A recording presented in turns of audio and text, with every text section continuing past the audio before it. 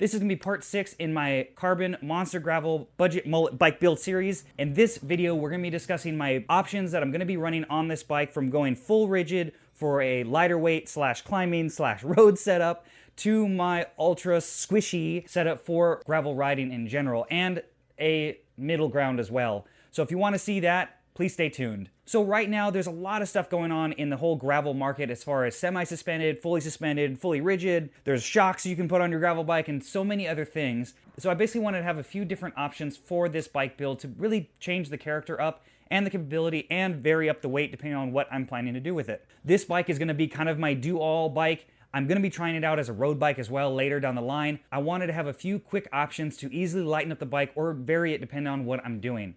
And before I get started, all of this setup, I'm going to be actually doing an independent review to show you guys later on my experience of, can you really tell the difference between all of these? Is it worth the wait and the ride quality? Is it really substantially better? So look out for that video. Make sure to turn notifications on so you can see that once I finally post it. So the first setup is essentially going to be the lightest weight option with the stock seat post from Cobalt. And this seat post is actually really light for being a stock seat post. And this is going to have my lightest weight power saddle on there. This model, I believe, is called their Pro. It's right underneath the S-Works model. It has a carbon shell and titanium rails. And you can see here what this total setup weighs. This obviously would be the most rigid setup, even though we all know that carbon does dampen some vibrations. But again, the lightest weight for either road or light duty gravel. Then we're going to get on my mid squish. I've run this seat post before and I liked it so much I kind of held on to it even though I didn't really have a bike that I ran it on all the time. It actually lived on my Poseidon X for quite a while, and it actually did help with the dampening on that bike since it was an aluminum frame, so this did help a little bit on the back end. This is a 3T Iconic 25 VR Team post, and that is a long name,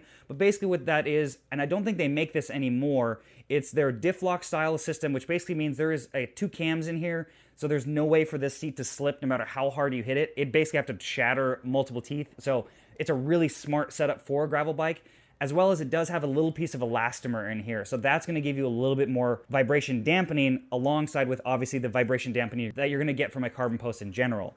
And this setup has one of my more basic power saddles. I think this is their comp, so this is going to be the heaviest setup. So if you haven't noticed, obviously I have a lot of power saddles because I love it and I always hoard them because I find them for a good deal. I hang on to them just in case I ever break one or something happens. Then we're going on to the full squishy boy. That is going to be the Red Shift shock stop seat post. If you guys have been subscribed to this channel for a while, you've seen the review that I did for their stem and I really love it. I've kept it on all my bikes. They sent this out to me, but the bike I was currently riding at the time didn't have a round 27.2 seat post, but the Cobalt Warhawk that I'm building this whole series on does, so that's where I'm going to be using this as well. And I will be doing an independent review just for the seat post by itself, so that'll be coming out as well in time after I get some miles on it. And obviously, I have another power saddle that'll be going on there. This setup is obviously the heaviest out of all three of them, as you can see, but it promises basically the most compliance. So this is a tunable seat post based on spring preload and a few other adjustments. So I'm really excited to try this out, and hopefully I'll be able to try other suspended seat posts too in the future. Then we get on to my stems. Now the stems could possibly change in length as I move forward, depending on what bars I end up running. I have a few that I'm trying to get a hold of from other companies because there's a lot of cool flared gravel bars out there that are coming to market that I'd love to test out